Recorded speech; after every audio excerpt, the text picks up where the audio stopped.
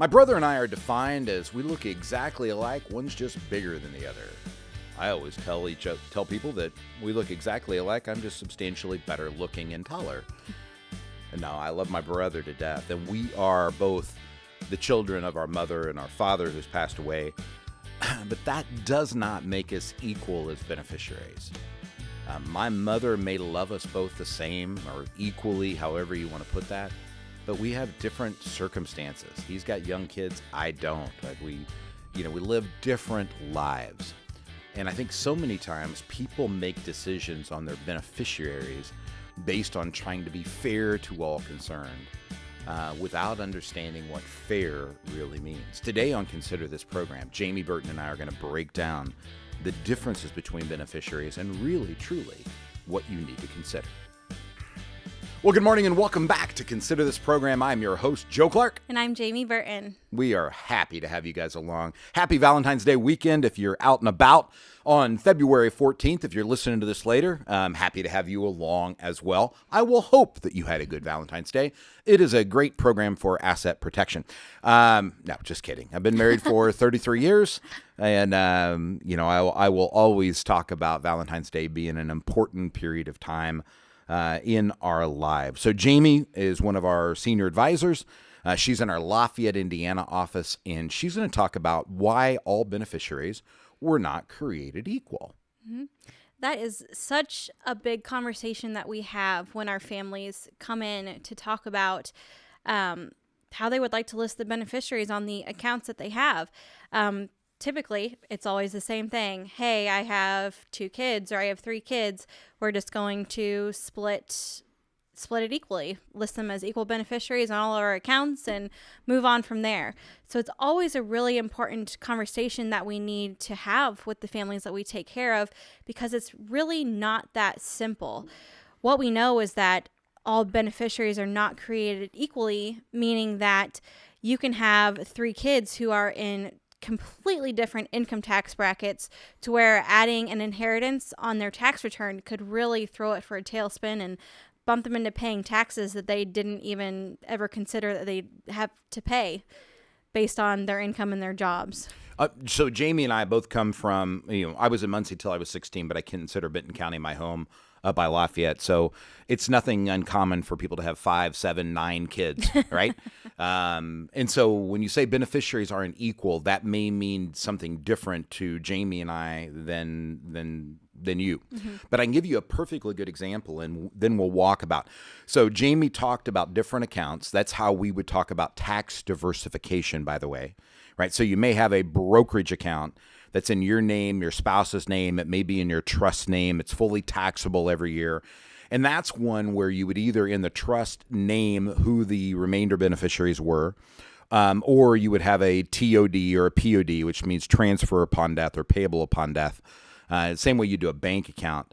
And people will just divide their beneficiaries equally, mm-hmm. right? Or you have an IRA. And that's where you name beneficiaries. It goes directly to that beneficiary upon your demise, right? Mm-hmm. So I have a lady who I love dearly. I mean, I'm attached to my family, so I can't help it. So when I say love, please don't take it the wrong way. She's a retired government worker, saved up $600,000-$700,000 in accounts in Montana that I take care of, right? And I get a hold of the IRA. I get a hold of the brokerage account. Somebody did not tell her how TOD or POD worked, so it was just left in her name, which means if something would have happened to her, it would have all gone through probate. And the probate process, if not expensive, and it is, but if not expensive, is time-consuming, mm-hmm. right? But in her will that the attorney had put together but not helped her understand how to name the account, in her will, she had left it to her 2 nieces and 1 nephew. Right? And in her IRA, the same. 3 beneficiaries, 2 nieces, 1 nephew. Mm-hmm. So I'm asking the questions, and this is why it's important who you have in the room, right? It to know and not do, you might as well simply not know, right? And so I've got Darren in the room with me, and I've got Taylor on the phone. He's one of our paraplanners. And I'm asking these questions, right? And The lady is answering the questions, and I said, because it was our first meeting, tell me about the kids. Right? Well, the nephew is special needs. He's on Medicaid. He's going to be on Medicaid his entire life, right? And she's going to turn around based on the guidance that she has and leave money behind to all three of them equally, which will go straight to the government and stop him from getting any of the Medicaid privileges until that money's exhausted. Yep. Secondly, one of the kids is a doc, right? The other one's a school teacher. Now, I come from a family of school teachers, 29, mom's side of the family, but the doc probably makes more money than the school teacher. You reckon? Little Right? bit. I mean, in theory, probably has more student debt now. Yep. But by the time the family person passes away, the doc's probably going to be doing better off. Yeah. So she has an IRA and she has a Roth IRA. Jamie, which one should the doctor inherit? The doctor should inherit the Roth IRA. How's come? Because when he takes the money out after it's inherited, that money is not going to hit his tax return. So it's not going to effectively push him into a different tax bracket. It's also not going to make him pay taxes at whatever really high income bracket he's in already. But if I leave $100,000 behind to him and $100,000 behind to the teacher, how is that fair? Well, because the teacher, when she takes the money out, she is going to pay taxes on it, but she is going to be paying taxes at a much, much lower rate based on her income than the doctor would. Is there any rule that I mean, because I know a lot of these rules. Is there any rule that says that I couldn't adjust the payment so that the teacher would get more money than $100,000 and the doctor would get less, but the net tax impact would be identical? Oh, there's no rule against it. No. So maybe it's worth sitting down, getting out a handy dandy HP 12C. Yes. That's what I told you at Purdue. Jamie was in the class that I taught at Purdue when we taught financial planning.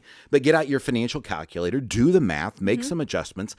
Every single year when you come in to do a family update with anybody on our team, one of the questions they're going to go through are the beneficiaries still correct, and has anything changed in their life? Marriage, divorce, disability, Because if you don't do this, you have a problem. So that's the special needs. Didn't mean to hijack your segment. What else?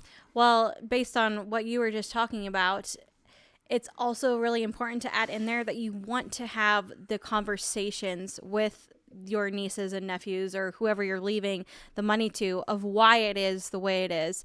Because there can be a lot of hurt feelings and animosity and family troubles. There can be. If you don't have these conversations and one kid sees that they get $200,000 while another gets $100,000 and why was it this way and that's not fair and that sort of thing. So really just being open, communicating why it is the way it is. It's an easy way to avoid conflicts with your family in the future. Yeah, the disparity shouldn't be 100 to 200. Just Right. so you know, that was just trying to show you an example of what was out there. But Jamie, that was such a key and critical point. And I hate computers some days. I've written, I don't know, 200 or 300 letters to my trust that are gone. We build a new FEG office building, and where they are, nobody knows. So all of those letters to the trust are gone. But I think you do need to, when you do something that is abnormal to the rest of the world, it doesn't mean that you're wrong, right? But it sometimes does require explanation so that nobody believes that you did anything that was inappropriate for another family member, and it's easily justifiable. But I will argue, and I think by the end of my career, this will probably be changed. But because of the size of defined contribution plans, because of the world we live in, I think we've all been trained to be very secretive or protective over what we have. We'll share with our families our political beliefs, our religious beliefs. But we don't want to talk about the money. And so much of what we do, like it or not, revolves around the financial tools and mechanisms that are there. And I think there's a lot of loans that are made to commercial enterprises that probably should be intra-family. It's just, I think we make a lot of mistakes that don't need to be made because we do not communicate effectively. All right.